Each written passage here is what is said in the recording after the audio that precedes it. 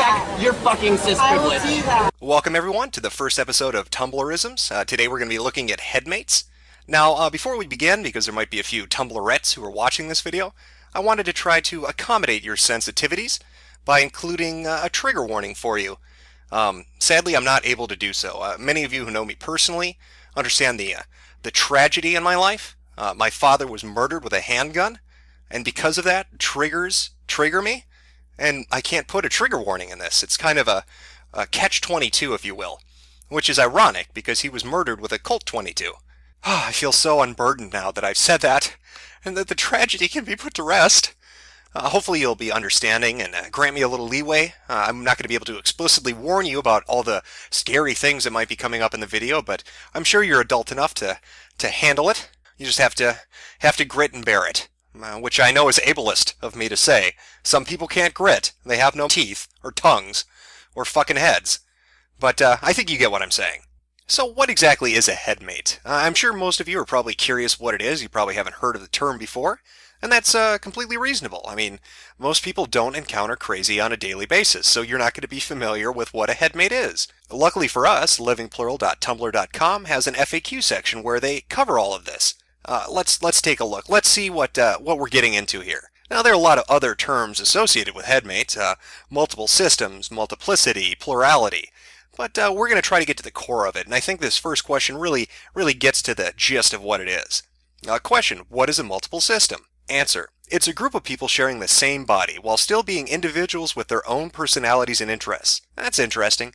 That might sound like something you've heard before. There's another term for it. I believe it's called schizophrenia. Or you might even throw in a little bit of multiple personality disorder or dissociative identity disorder. But that's not what we're talking about. This is different. A living plural is going to educate us. Again, this FAQ is so helpful. Let's look at this question. Are you schizophrenic, bipolar? Answer, some people are, but that doesn't necessarily have to do with being multiple. Oh, alright. So this is something outside of schizophrenia. Interesting. What about this? Do you have multiple personality disorder, dissociative identity disorder? Answer, there are people who have natural multiplicity, and then there are those who have MPD-DID, which is sometimes also called trauma-based multiplicity. So going off of what Living Plural is telling us, is that schizophrenia, multiple personality disorder or dissociative identity disorder, is a medical condition completely separate from multiple systems or headmates. And again, a headmate is simply a person occupying your body with you. Now that could be anything, and I do mean anything.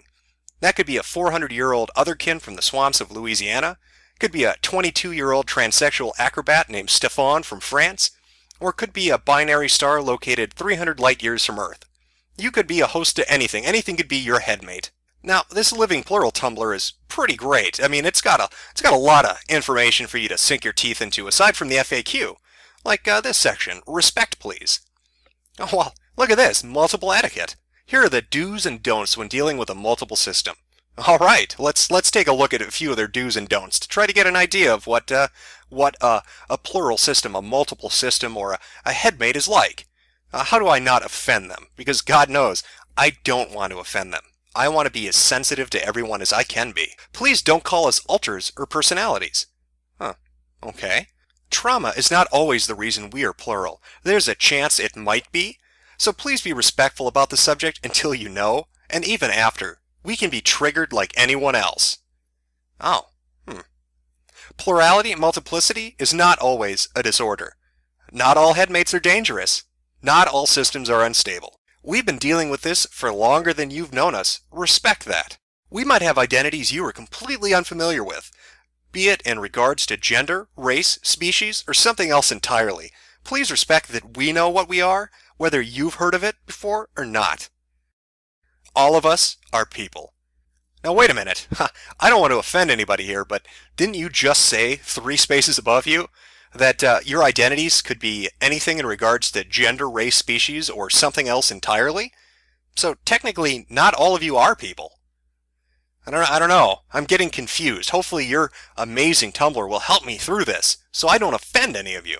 Now, just based on this, you might be thinking, this sounds completely fucking crazy. You would be right. But to really drive that point home, let's get to know the team. There's a team that runs this Tumblr, and I think we should meet them. A few of the individual, excuse me, I am being so insensitive. A few of the systems that run this Tumblr. We've got Plurs, Plurs, something like that. Plures. Throw it out there, figure it out yourself. We're a medium-sized natural origin system. Our most active frontrunners are Carrie, Hess, M, and Noel. We tend to discuss plurality with an emphasis on philosophical definitions of personhood and the complexities of plurality with materialistic, skeptical worldviews. We run a website about plurality, ex uno plurs. We've been in the plural community for over 4 years, and we were formerly known as the Fen Group before changing our system name to Plurs in 2011. How about the House of Asgard? A rather large group containing fictives, non-humans, a subsystem, and even a factive member. We are naturally conceived with a history of trauma. We are not diagnosed with DID, however we have symptoms. We like to consider a lot of our identity to be in the gray area. Main fronter is Lucas, non-human canine, male pronouns. You can find a list of all of our members on our About Us page. All aboard the crazy train, next stop, Batshit Central Station. Now, Living Plural isn't the only Tumblr you'll find this on. In fact, Headmates are all over Tumblr. It's got its own little subculture, its own little community built up around it. People support it, and they put it forward as a great and unique lifestyle. And I mean, this is real, right? This is totally legitimate. These aren't people who are just creating something fantastical to try to make their lives a little more interesting because they're either socially isolated or bored or don't have a lot of friends, and so they seek to try to make themselves different or unique by creating something that's truly extraordinary and then acting as if it were real. No, that couldn't possibly be it. No, this is totally legitimate. Let's look at a few of the conversations you'll find around Tumblr regarding this. Here we go. We have one. Somebody asking, why don't you just write a novel instead of pretending there are people in your head? Seems like a reasonable question. The response, wow, this is really rude. I'm not pretending anything, you ableist asshole. My headmates are very real, and for you to act like they're not is just as bad as me saying you're made up or whatever. I get maybe you've probably never been the victim of oppression or bullying, so you don't understand how difficult it is to be part of a multiple system, but you have no idea the prejudice we experience on a day-to-day basis. Get a fucking clue, Sophia. Oh, my heart weeps, Sophia. To have this condition, to deal with a multiple system, my God. The oppression you must face on a daily basis. How horrible. Let's see. What are some other postings related to headmates we might see? We've had the 11th Doctor and a Weeping Angel in our headspace for ages, and they've managed to stay away from each other. But now we've got Loki too, and he keeps trying to get control of the Angel, and the Angel keeps trying to take control of him. It's really wrecking up the space. What should we do?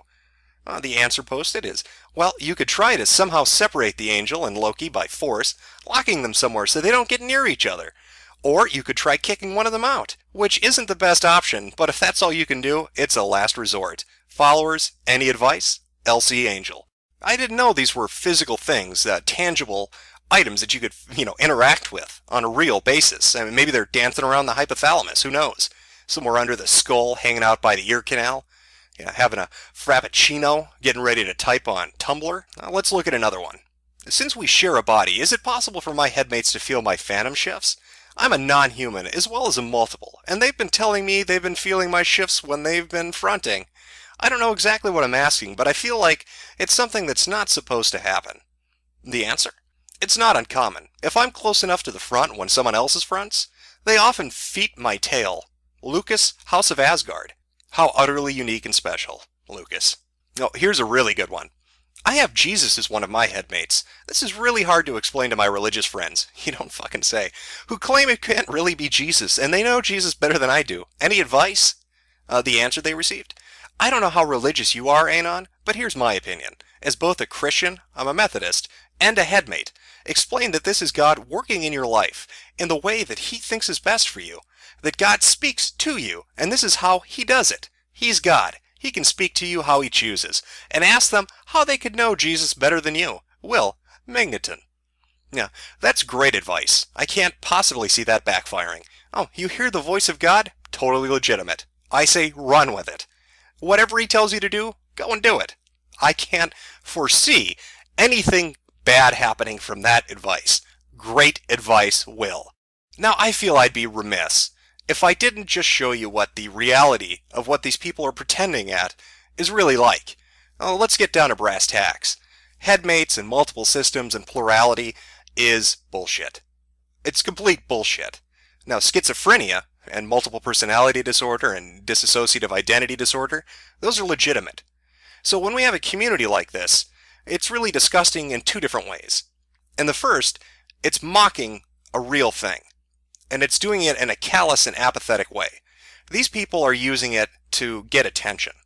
They're taking something that's horrible and tragic and people suffer with on a daily basis, and they're treating it like it's a game. And that's just repulsive.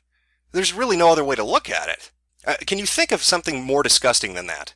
It's hard to fathom. I suppose I could create a fake charity for children with muscular dystrophy and just take the money and go spend it on hookers and coke.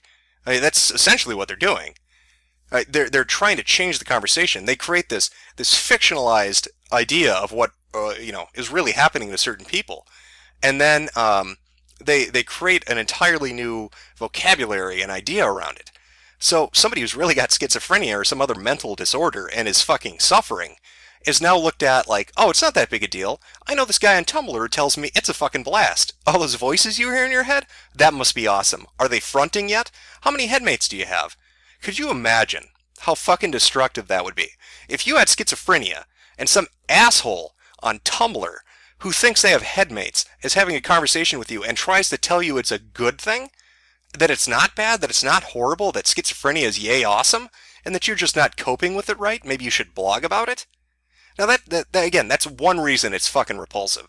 The other reason, and this kind of ties back into that religious post, is there are really people who have horrible fucking conditions.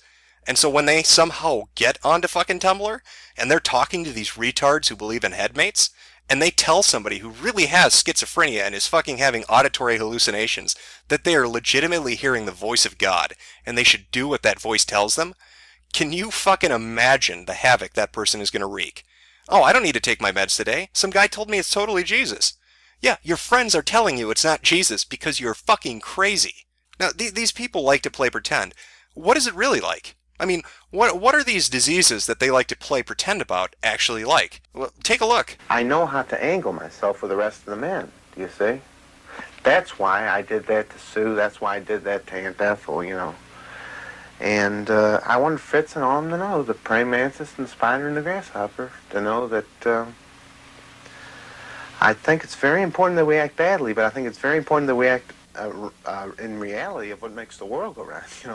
You're liable to go sliding off the curb into your death on a man that can't control himself. So really the endless wins, whether it's no or yes. So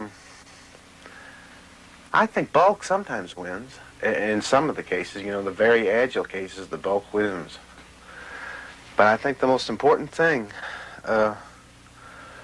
the devil can do is to self-sacrifice and coordinate the Kmart walk so pleasure can be evened out. Now that gentleman's name is Bob. That was from an HBO documentary about schizophrenia. You can see how disjointed his conversation is. He has to live with his parents. His life is so fucked up over his condition, even with treatment, that he can't really function on a day-to-day life. This was an academic, somebody who was in debate, who had a high intellect, who was into different kinds of sports, and it was completely cut off at the knees for him. This isn't some great thing, this isn't some grandiose thing for him. He doesn't blog about how fucking fun it is. He doesn't talk about the voices he hears as headmates. It has ruined his life. Let's take a look at another example. I get to the point where I don't want to live anymore because the mental process of the mind takes over. When I think I'm doing good for a while, something mental takes over and it scares me. When's the last time you felt good? I don't remember. It's killing me. It's keeping me from having a boyfriend, keeping me from driving. It's killing me.